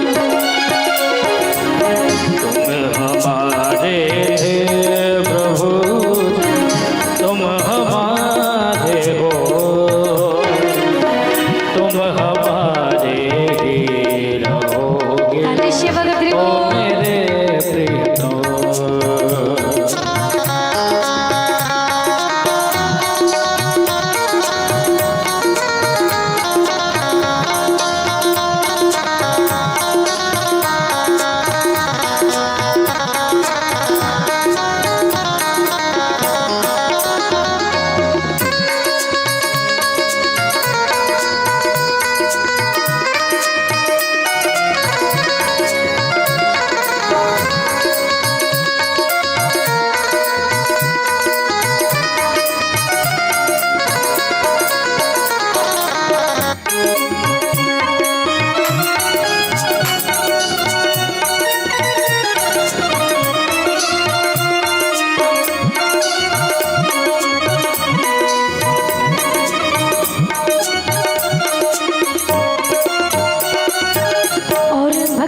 है प्रभु। भजन की अंतिम पंक्ति बड़ी सुंदर है। ओ दासी की विनती सुन लीजो, ओ ब्रजराज दुलारे। दास की विनती सुन लीजो, ओ ब्रजराज दुलारे। दासी की विनती सुन लीजो, ओ ब्रजराज दुलारे। दास की विनती सुन लीजो, ओ ब्रजराज दुलारे। आखिरी आश यही जीवन की पूर्ण करना प्यारे। आखिरी आस यही जीवन की पूर्ण करना प्यारे। आखिरी आश यही जीवन की पूर्ण करना प्यारे। आखिरी आस यही जीवन की पूर्ण करना प्यारे। ये के बार हृदय से लगा लो, ओ मेरे प्रियतम। हम तुम्हारे थे प्रभु जी, हम तुम्हारे हैं। हरि बोल। हम तुम्हारे ही रहेंगे, ओ मेरे प्रियतम। तुम हमारे हे प्रभु जी, तुम हमारे हो, तुम हमारे ही रहोगे, ओ मेरे प्रियतम। हम तुम्हारे थे प्रभु जी, हम तुम्हारे हैं। हम तुम्हारे ही रहेंगे, ओ मेरे प्रियतम। ओ मेरे प्रियतम, ओ मेरे प्रियतम। बोले वृंदावन के बिहारी लाल लाल की जय। राजा रामलीला सरकार की। जय। अब तक तो भाग गई होंगी कुंभकर्ण की श्रीमती जी, है ना? कि यहाँ तो हमारी जुगाड़ पानी है भी बारो है नहीं, क्या कि यहाँ बहुत शोर शराबा है रहो। तब तक तो भाग गई होंगी। बगी की नहीं, क्या भी हैं घूंघट के अंदर? नहीं, हम तो जाएंगे ही नहीं। लंबा से घूंघट डाल रखा है, हमें थोड़ी बहन दे रहे घूंघट के अंदर हम सोए सुने। अगर थोड़ी बहुत होए ना तो जय जोर से जयकार लगा दे प्रेम से। बोले राजा रामलीला सरकार की। अब तो पक्का भाग गई हूँ। ठीक है, अब कथा की ओर चलते हैं। ठीक है, तो मैं निवेदन करना चाहती हूँ, आज भगवान ठाकुर, आज भगवान शिव जी ने शिव संकल्प की न मन माही, ये तन सती ही भेंट सतही भेंट मोहनाई। जब संकल्प किया सभी देवता जय जयकार करने लगे। संकल्प सुन करके भगवान शिव का सभी देवता पुष्प वृष्टि करने लगे। अब मैया सती जी को संदेह हुआ। मैया सती जी ने मन में विचार किया कि ऐसा कौन सा संकल्प किया है मेरे भोले बाबा ने, तो सभी देवता जय जयकार कर रहे हैं, कोई तो बात है। तो कुछ देर तक तो मैया सती जी कुछ नहीं बोली। जब आगे बढ़ने लगे भगवान शिव जी कैलाश पर्वत की ओर, तो मैया सती जी ने धीरे से भगवान शिव जी से कहा, बोले प्रभु। तो भगवान शिव जी मुस्कुराते हुए कहते, हाँ देवी कहिए क्या बात है। तो मैया सती कहती हैं, प्रभु ये देवता आपकी जय जयकार कर रहे हैं कि आपने बड़ा अच्छा संकल्प किया है जगत के हित के लिए, आपने बहुत सुंदर किया है। प्रभु एक बात बताओ, आपने कौन सा संकल्प किया है? ये कौन से संकल्प के लिए आपकी जय जयकार कर रहे हैं? और जहां ये बात आई तो भगवान शिव जी आप की तरह थोड़ी है कि मैया पार्वती आगे झूठ बोल गई। जहाँ सच बोलने की बात आई सरासर, ये हमारे भाई लोगों की क्वालिटी है महाराज, ये कभी झूठ नहीं बोलते और चुप भी नहीं रहते।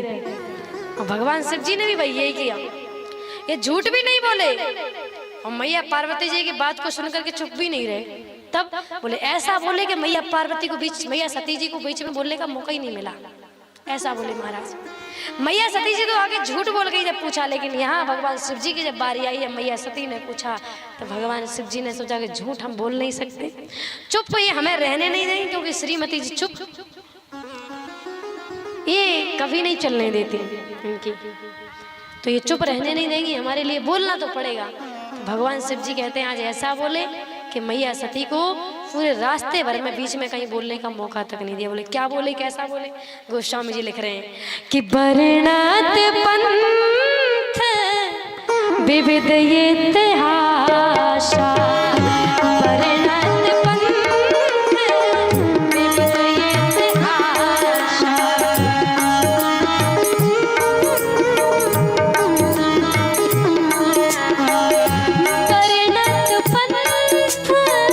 विविध इतिहासा,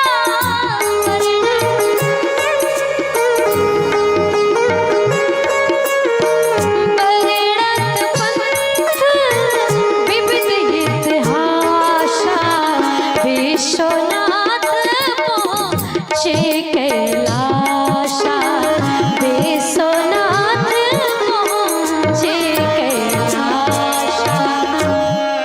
महाराज वर्णत पंथ विविध इतिहासा, भगवान शिव जी ने भगवान की इतनी कथाएं कहना शुरू की कि मैया सती को बीच में बोलने का मौका नहीं मिला। वर्णत पंथ विविध इतिहासा, विश्वनाथ पहुंचे कैलाशा। कहाँ पहुंचे? कैलाश पर्वत पर। और जैसे कैलाश पर्वत पर पहुंचे भगवान शिव जी ने अपने संकल्प को याद किया और कहते हैं मनी मन संकल्प को याद करते हुए भगवान शिव जी ने कहते हैं आज शंकर सहज स्वरूप सवारा और लागी समाधि अखंड अपारा। भगवान शिव जी ने अपने संकल्प को याद किया, अपने स्वरूप को संवारा और समाधि में लीन हो गए। भगवान राम जी के भजन में लीन हो गए। कई वर्ष बीते, कई हजार वर्ष बीते। मैया सती ने देखा कि अब तक तो मेरे भोले बाबा की समाधि खुल जानी चाहिए थी, कब से समाधि में बैठे हैं। वैसे जब भी समाधि में बैठते 2-4 वर्ष के लिए बहुत बड़ी बात, जब से मैं ब्याह होके आई हूँ ऐसा तो कभी नहीं हुआ, जरूर कोई ना कोई बात है। लेकिन मैया सती जी को जब लगा बहुत समय व्यतीत हुआ, जब कई हजार वर्ष बीत गए, मैया सती जी समझ गई कि भगवान भोले बाबा ने मेरा परित्याग कर दिया है। लेकिन वो कहना नहीं चाहते, बताना नहीं चाहते, क्योंकि मैं दुखी ना हो जाऊं इससे। आज मैया सती जी ने भगवान राम जी से प्रार्थना की कि प्रभु आपकी शरण में कोई भी कैसा भी व्यक्ति पहुंच जाए। आज भगवान नारायण से प्रार्थना कर रही है कि कैसा भी व्यक्ति, कोई भी। श्री राधे, कहाँ चले गए माइक वाले भैया? श्री राधे, श्री राधे, राधे, श्री राधे, श्री राधे, श्री राधे, श्री राधे, राधे, राधे, श्री राधे। वृंदावन के बिहारी लाल की जय हो। देखो आज तो आपके चक्कर में लाइट भी कंजूसी कर रही है। वो भी सोच रही होगी कि हमें ही अपना 100 में से 100 पूरा एक गान क्यों दे।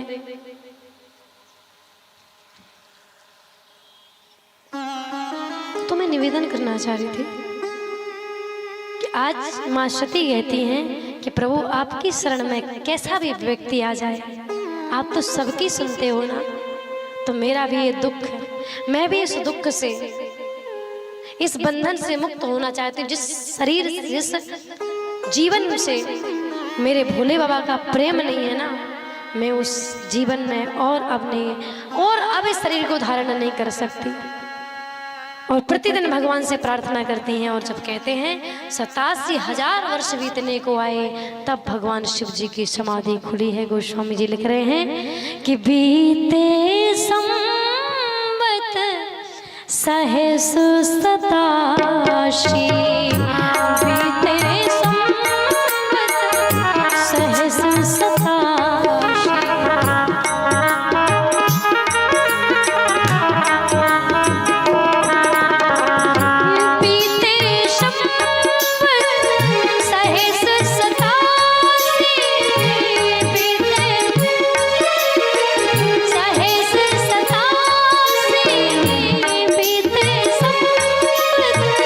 सहस्र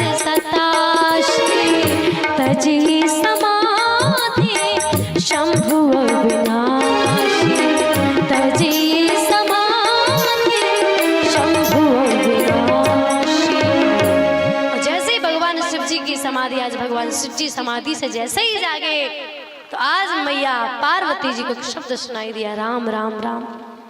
मैया सती समझ गई भगवान राम नाम जब शिव सुमरन लागे, जाने वो सती जगत पति जागे। जैसे ही राम राम की ध्वनि कानों में पड़ी, समझ गई मैया सती मेरे प्रभु जाग गए हैं समाधि से। और जैसे ही मैया सती कैलाश पर्वत पर जहाँ पर भगवान शिव जी का आसन लगा हुआ था वहां पर आई, गोस्वामी जी ने लिखा है कि जाए शंभु पहे बंदन की ना, जाए शंभु पहे बंदन की ना।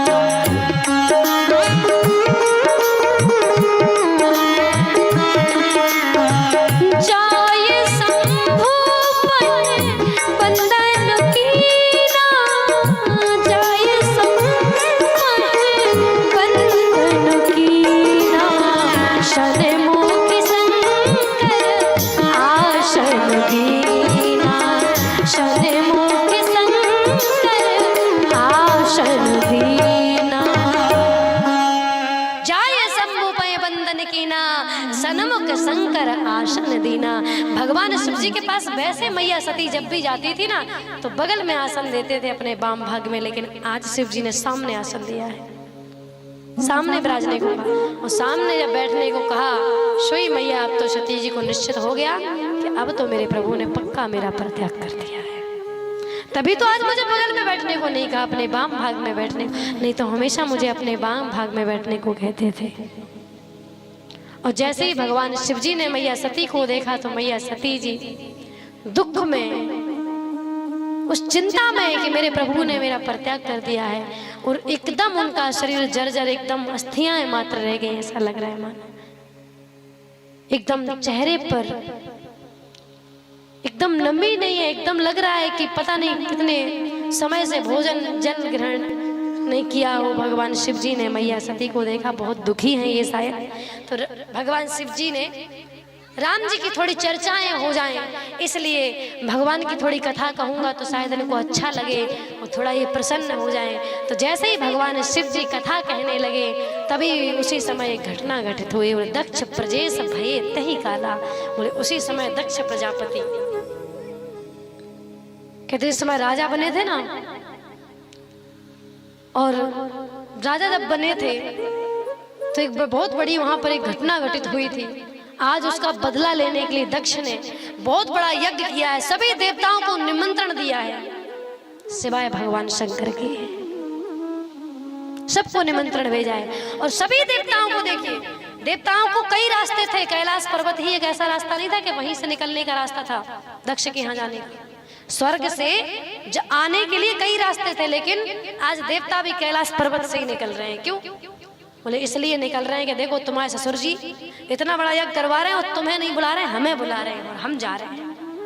यही तो हमारी स्थिति है आज। हमें पता लग जाए कि हमारे पड़ोसी का खास मित्र हमारे पड़ोसी को नहीं बुला रहा और हमें बुला रहा, तो 10 बार उसके घर जाके पूछते क्यों, आज तुम्हारे दोस्त के यहाँ बहुत अच्छा उत्सव है, तुम्हें नहीं जाना क्या? और जब तक वो आदमी ये ना कह देना कि मेरी उससे लड़ाई हो गई मैं नहीं जाऊंगा, तब तक हमें चैन नहीं पड़ता। देवता भी कम थोड़ी हैं, देवताओं को कई रास्ते थे, लेकिन देवता भी उसी रास्ते से जा रहे हैं जिस रास्ते में कैलाश पर्वत पड़ता है बीच में, और शांत नहीं जा रहे हैं, दुद्दुबियां बजाते हुए देवताओं की स्त्रियां सुंदर मंगल गीत गाते हुए जा रही हैं। और जैसे ही मैया सती ने ये कानों में आवाज, मैया सती कानों में आवाज पड़ी तो मैया सती का ध्यान कथा से विमानों की तरफ गया और कथा के बीच में ही पूछ लिया, बोले प्रभु ये विमान कहाँ जा रहे हैं? तो शिव जी ने मुस्कुराते हुए कहा, बोले देवी ये विमानों के बारे में आप ना जाने तो ही अच्छा है आपके लिए। अरे नहीं, बोले महाराज बताओ तो सही, ये कहाँ जा रहे हैं? तो भगवान शिव जी ने मुस्कुराते हुए कहा, देवी ये आपके पिता के यहाँ जा रहे हैं। क्यों जा रहे हैं? बोले आपके पिताजी ने बहुत बड़ा यज्ञ किया है, सबको निमंत्रण दिया है, इसलिए सब अपना अपना भाग लेने, सब अपना अपना जो है जा रहे हैं भाग लेने के लिए, अपना अपना दर्शन, अपना अपना योगदान प्रस्तुत करने। अच्छा, मैया सती ने कहा मैं तो अपने पिताजी की सबसे चहेती बेटी हूँ, सबसे छोटी बेटी हूँ अपने माता पिता की, और मेरे पिताजी ने इतना बड़ा यज्ञ किया और मुझे ही नहीं बुलाया। नहीं प्रभु, आपने कुछ गलत सोच रहा। बोले नहीं, हम सही कह रहे हैं। तो बोले प्रभु ऐसा कैसे हो सकता है, आखिर मेरे पिताजी ने, मैं सबसे आपके अपने पिता की लाडली बेटी हूँ और मुझे नहीं बुलाया। तो भगवान शिव जी कहते हैं देवी आपको पता नहीं है, आपके पिताजी ने मेरे कारण आपका भी परित्याग कर। मतलब बोले एक समय एक बड़ी सुंदर कथा आती है। भगवान शिव जी कह रहे हैं मैया सती से कि जिस समय आपके पिता दक्ष प्रजापति का उन्हें पद मिला, ब्रह्मा जी ने उन्हें राजा बनाया, और जब वो प्रजापति नायक बने तो सभी, जिस समय वो राजा बने सभी सभासद बैठे हुए थे।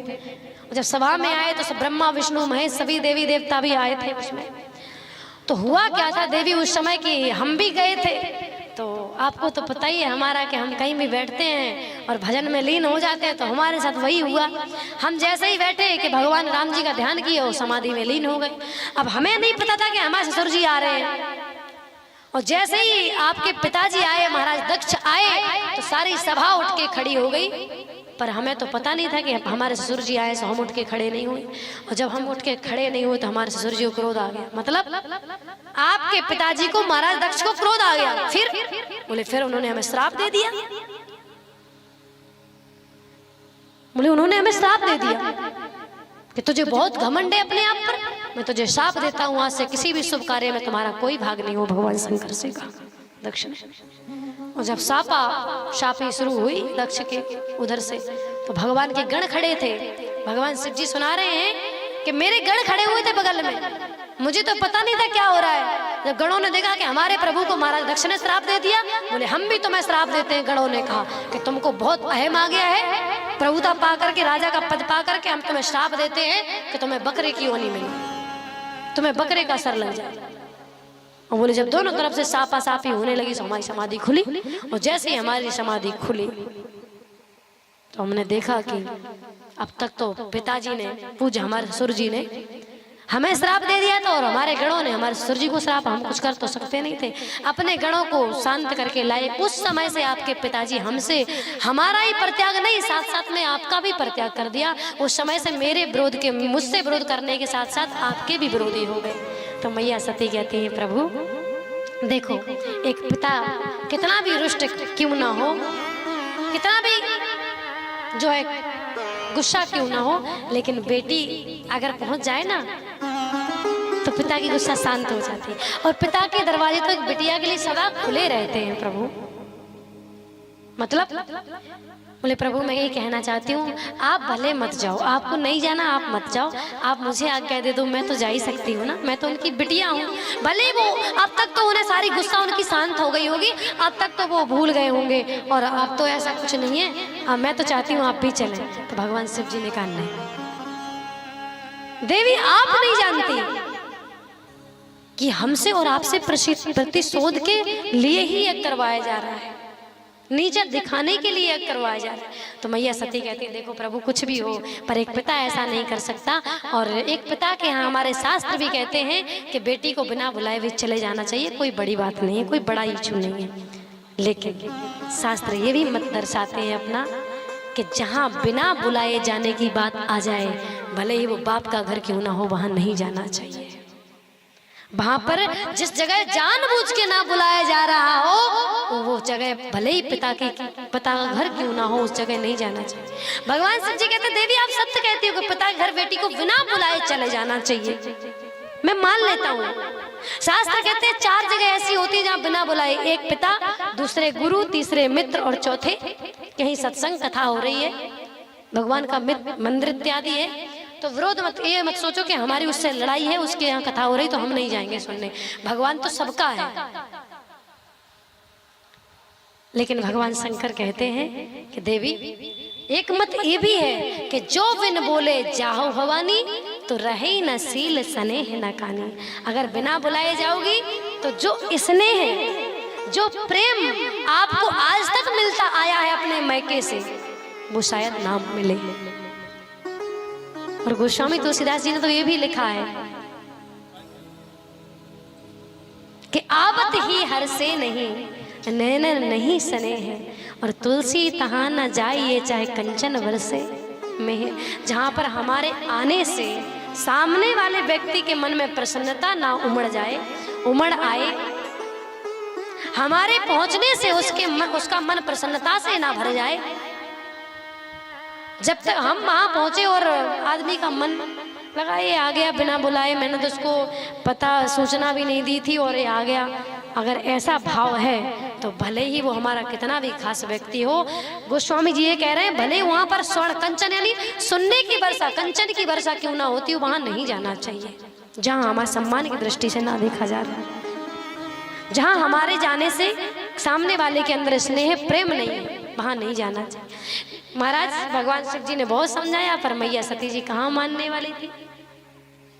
मैया सती जी भगवान शिव जी से कहते हैं प्रभु आप तो आज्ञा करो, अब जो भी है हो गया, मैं तो जाऊंगी। और जब जाने को तैयार हुई तो भगवान शिव जी जानते हैं कि ये जा तो रही है पर लौट के नहीं आएंगी। तो भगवान शिव जी ने सोचा अगर हमने कह दिया कि जाओ तो दोषी तो हम कहलाएंगे कि गई थी, इन्होंने आज्ञा दी थी, जल के भस्म हो गई। तब बोले भगवान शिव जी आंख बंद करके बैठ गए, ना जाने के लिए कह रहे हैं ना मना कर रहे हैं कि मत जाओ। मैया सती जी ने 2-4 बार पूछा, अब शिव जी ने आंखें नहीं खोली, सो मैया सती जी चल पड़ी। और जैसे ही चलने लगी कुछ दूर पर निकली 500 मीटर करीब, फिर मन में ध्यान आया कि मैं आज तक अपने भगवान प्रभु भोलेनाथ की आज्ञा के बिना कहीं नहीं गई हूँ, तो आज भी बिना आज्ञा के नहीं जाऊंगी। और जैसे ही लौटने लगी भगवान शिव जी ने देखा कि लौट के आ रही हैं, फिर आंख बंद करके बैठ गए। फिर मैया सती जी ने कहा प्रभु आज्ञा दे दो, देखो जो भी था हो गया, आप आज्ञा। फिर भगवान शिव जी ने कुछ नहीं बोला, फिर मैया सती जी चली गई। भगवान शिव जी ने एक आंख खोल के देखा कहाँ तक निकल गई, तो सती मैया जाती नजर आई। तो शिव जी ने सोचा अब शायद ना लौटे, लेकिन फिर सती मैया के मन में विचार आया कि बिना आज्ञा के नहीं जाना चाहिए। सो फिर लौट के आई शिव जी, फिर आंख बंद करके बैठ गए। फिर वही प्रणाम, वही प्रभु वही करने लगी, प्रभु आज्ञा दे दो। फिर भगवान शिव जी ने कुछ नहीं बोला। अब तो मैया सती जी ने कहा कि अब भले आज्ञा मत दो, अब तो मैं जाऊंगी। और अब तो मैया सती जी चली गई। और जैसे बहुत दूर तक निकल गई, भगवान शिव जी ने आँख खोल के देखा अभी लौटने वाली नहीं है। सो अपने गणों को बुलाया, बोले धरा, बोले क्या, बोले जाओ माता जी की सेवा में।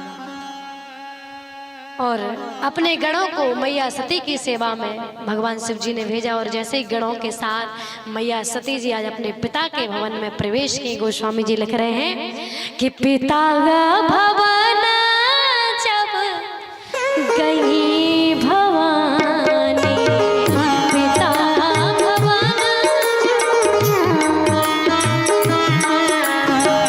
पिता भवन जब गई भवानी,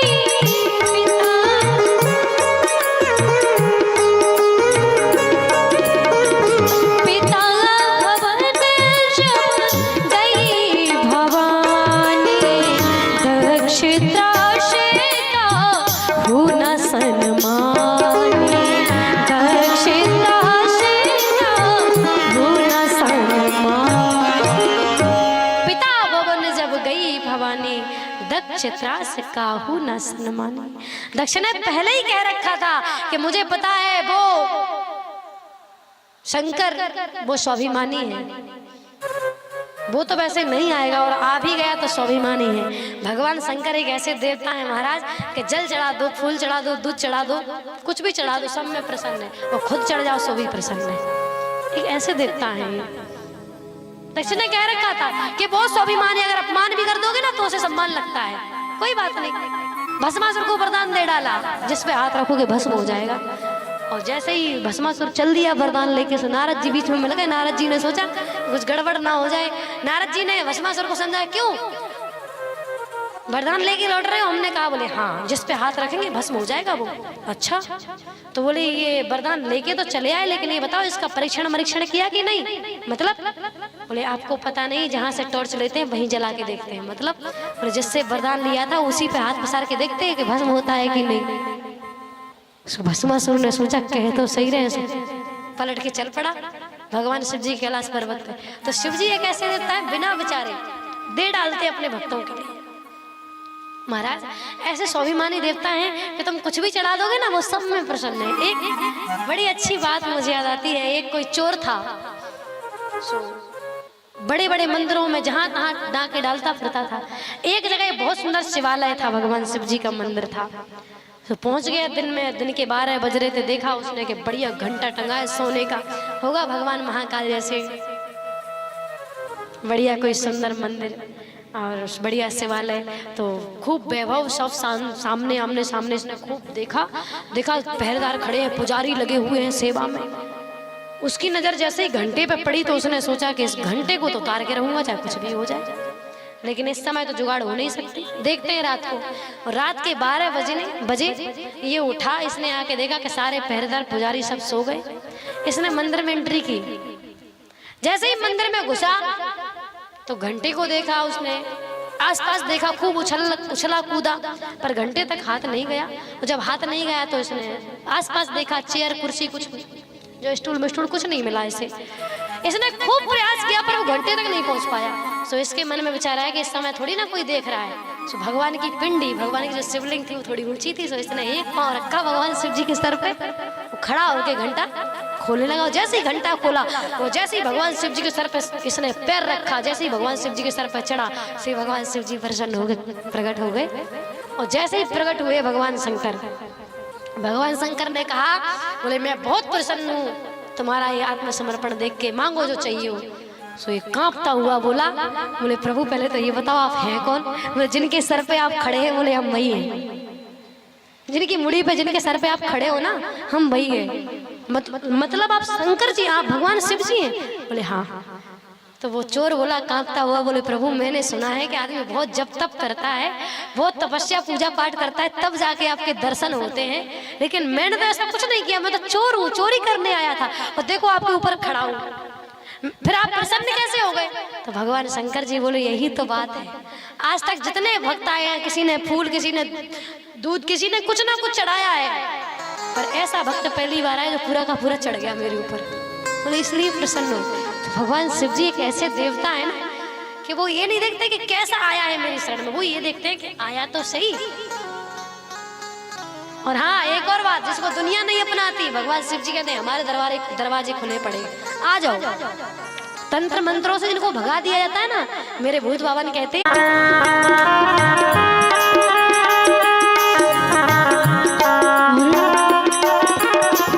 माँ बच्चों की जान होती है, माँ बच्चों की जान होती है, माँ बच्चों की जान होती है, ओ माँ बच्चों की जान होती है।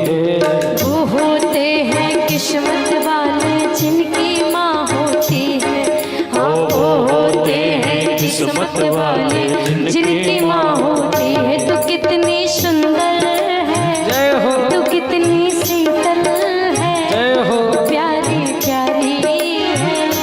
ओ माँ, ओ माँ, ओ माँ, ओ माँ, तो कितनी अच्छी है, तो कितनी भोली है, प्यारी प्यारी है। ओ माँ, ओ माँ, ओ माँ, ओ माँ, कि ये जो दुनिया है ये बन है कांटों का, तू फुलवारी है।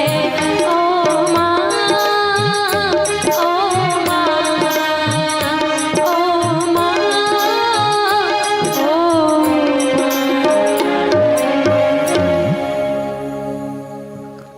आज मैया प्रसूति ने मैया सती को दुलार करते हुए कहा, बेटा तू आ गई, मुझे बहुत अच्छा लगा। और मैया सती भी भूल गई कि कितने लोगों ने मेरा अपमान किया है। जब माँ का दुलार पाया ना तो वो सब भूल गई अपने कष्ट को। भगवान भोलेनाथ ने मेरा परित्याग किया, उस कष्ट को तक भूल गई।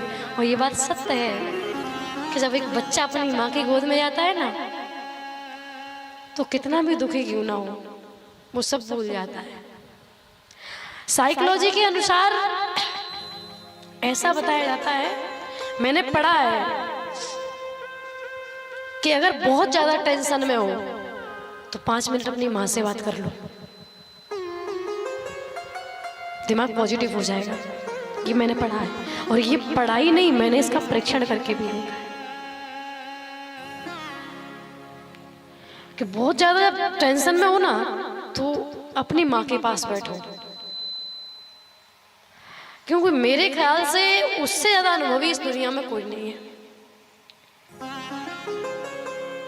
उससे बड़ा ना कोई गुरु है ना कोई अनुभवी है। मैंने ये देखा है कि बच्चे के लिए जितना माँ परित्याग करती है ना, वो शायद दुनिया में कोई नहीं कर सकता। लोग कहते हैं कि माँ जब एक बच्चे को जन्म दे रही होती है तो उस समय एक माँ का दूसरा पुनः जन्म होता है। और सोचिए वो जब अपने बालक अपने बच्चे का मुंह देखती है तो सारे दुख सुख भूल जाती है। इतना दुख हुआ, कितना कष्ट सहन किया, सोचिए कितना प्रेम करती होगी। और आज मैंने ये देखा है कि उस माँ ने पढ़ा लिखा करके अपने बच्चे को इतना लायक बना दिया कि वही बच्चा अपनी माँ को, अपने बाप को नालायक समझता है कि ये तो कुछ नहीं जानते। मैं कहती हूँ बच्चों को अच्छा है, पढ़ाओ लिखाओ सब कुछ करो, पर इतना लायक मत बनाओ कि वो आपको नालायक समझने लगे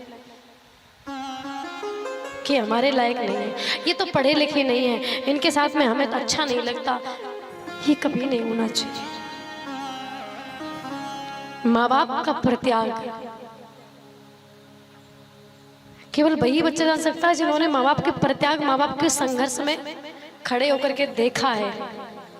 वो बच्चे क्या जानेंगे कि जो पूरे दिन बाप मजदूरी करके कहाँ क्या करके ला रहा है, घर में सारी जो है जरूरत की चीजें उपस्थित कर रहा है, वो बच्चे क्या जानेंगे बाप कहाँ से कैसे। जिसने अपनी आंखों से देखा होता है ना, वो समझ पाता है, उसका प्रेम भी रहता है माता पिता के प्रति कि माता पिता ने मेरे इतना किया है। आज मुझे देखने को मिलता है लोग किस तरफ जा रहे हैं। घर की माँ भूखी बैठी है और मंदिरों में जाके भंडारे करवा रहे हैं। घर की माँ से 6 महीने से बोला चाली नहीं है, घर के बाप से ठीक से बात नहीं करते और समाज में बड़े प्रतिष्ठावान बने घूम रहे हैं। समाज को सुधारने की बातें कर रहे हैं। खुद की पत्नी, खुद के बच्चे, खुद के माता पिता का कोई सम्मान कुछ नहीं है घर में। क्या है ये? आज के लोगों ने दुनिया को सुधारने का जुम्मा ले रखा है, जिम्मेदारी उठा रखी है कि हम दुनिया को सुधार के रहेंगे। बहुत लोग हैं ऐसे कि हम दुनिया को सुधारेंगे, पर सही बात बताऊं कि सबसे पहले जो दुनिया को सुधारने की जिम्मेदारी ले रखे हैं ना, सबसे पहले वही सुधर जाए तो दुनिया पूरी अपने आप सुधर जाएगी। क्योंकि हमारे यहाँ संतों में, महापुरुषों में एक बात कही गई है कि जब हम बदलेंगे तब ना युग बदलेगा, जब हम सुधरेंगे तब ना युग सुधरेगा। दूसरे को सुधारने की जरूरत नहीं पड़ेगी जब स्वयं को सुधारने का प्रयास करोगे। आजकल माता पिता क्या है, आज मैया सती भूल गई सारे दुख सुख के लिए और गले से लग के मैया सती कहती हाँ माँ मैं आ गई। कोई परेशानी तो नहीं हुई? नहीं, कोई परेशानी नहीं हुई। और आज मैया सती ने सारे महल में जब देखा तो सबने अपने अपने अनुसार अपने अपने जो है जो जिसको जो मन में आया उस तरह से परिहास किया। और परिहास करते करते जब बात भगवान शिव जी की आती है तो कहते हैं कि भारतीय नारी, एक मेरे भारत की माँ सब कुछ सहन कर सकती है पर अपने पति का अपमान कभी सहन नहीं कर सकती, कभी नहीं कर पाती। यद्यपि जग दारुण दुख नाना, सबते कहते हैं सबते कठिन जात अपमाना। दुनिया के सारे दुख एक तरफ और अपमान का दुख एक तरफ होता है महाराज।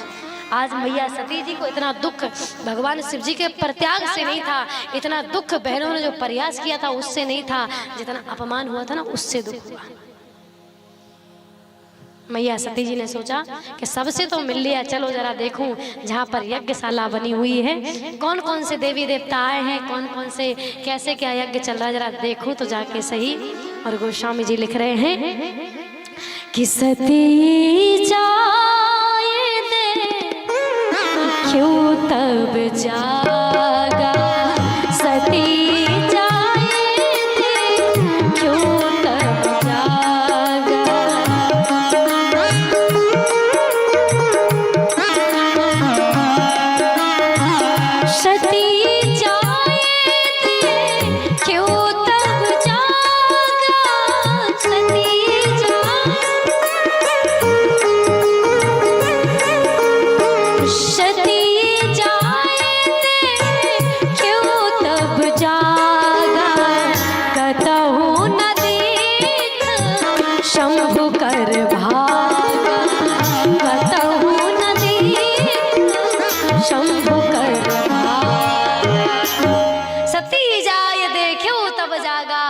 कतहु न दीख शंभु कर भागा। और एक भारत की माँ, मैंने कहा ना कि सब कुछ सहन कर लेगी, अपना अपमान सहन कर लेगी, भूखी सूखी जैसे भी रह लेगी, पर अपने पति का अपमान सहन। आज मैया सती जी ने अपना अपमान सहन कर लिया, सब कुछ सहन हो गया, लेकिन जब भगवान शिव जी के लिए आकर के यज्ञशाला में देखा कहीं भाग नहीं है, सभी देवताओं के छोटे छोटे भाग सजे रखे हुए हैं, पर भगवान शिव जी का कहीं भाग नहीं है। और मैया सती जी को ये सहन नहीं हुआ, और मैया सती जी ने घोर गर्जना कर क्रोध में भर के भगवान आज शंकर के प्रति उन्हें बड़ा दुख हुआ कि आज मेरे पति का इसमें थोड़ा छोटा सा भी भाग नहीं है, मेरे पिता ने कितना बड़ा अपमान किया और मैं यहाँ पर आई हूँ, मैं सब देख रही हूँ। मैया सती जी ने बड़े क्रोधपूर्ण भर के आज अपने पिता को ललकारते हुए कहा, और जितने भी वहां पर विद्वान बैठे थे, ब्राह्मण बैठे थे, महाराज भृगु ऋषि जो यज्ञाचार्य के रूप में मंत्र बोल रहे थे, उन सभी को ललकारते हुए कहा कि सुना हो सभासन शकल मुनिंदा, सुना हो सभासन शकल मुनिंदा।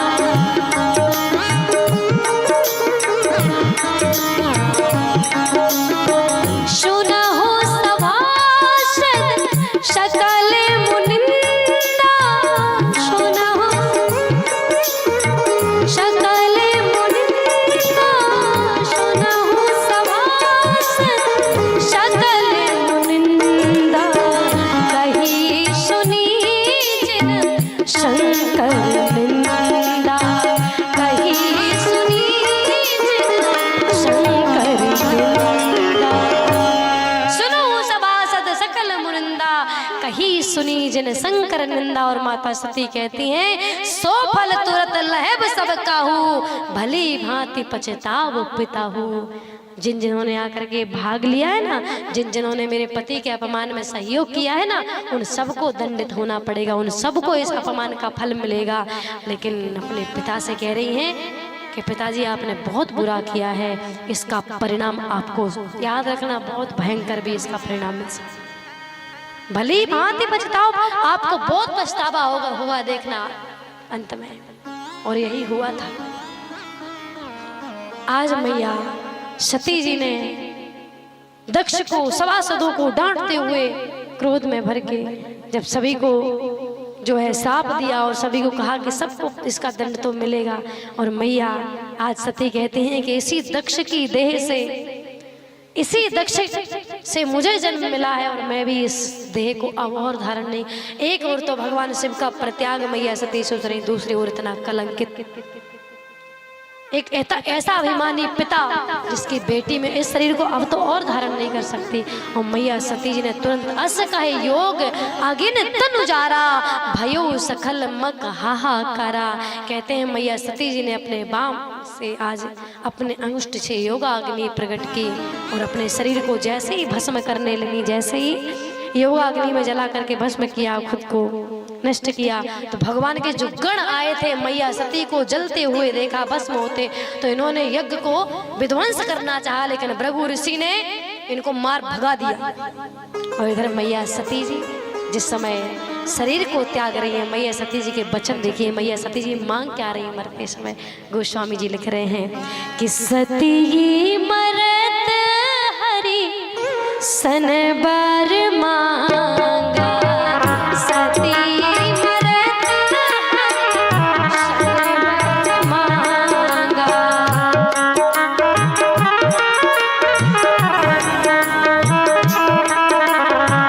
सती मरत हरि सन बर मांगा,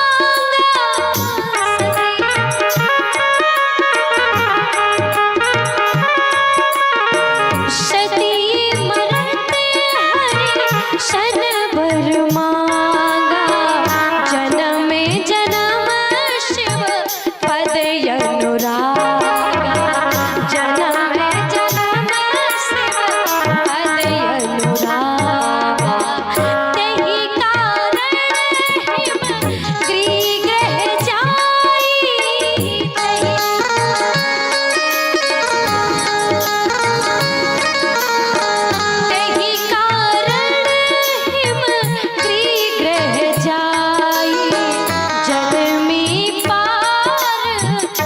गति तनु पाई, जन्मी पार गति तनु पाई।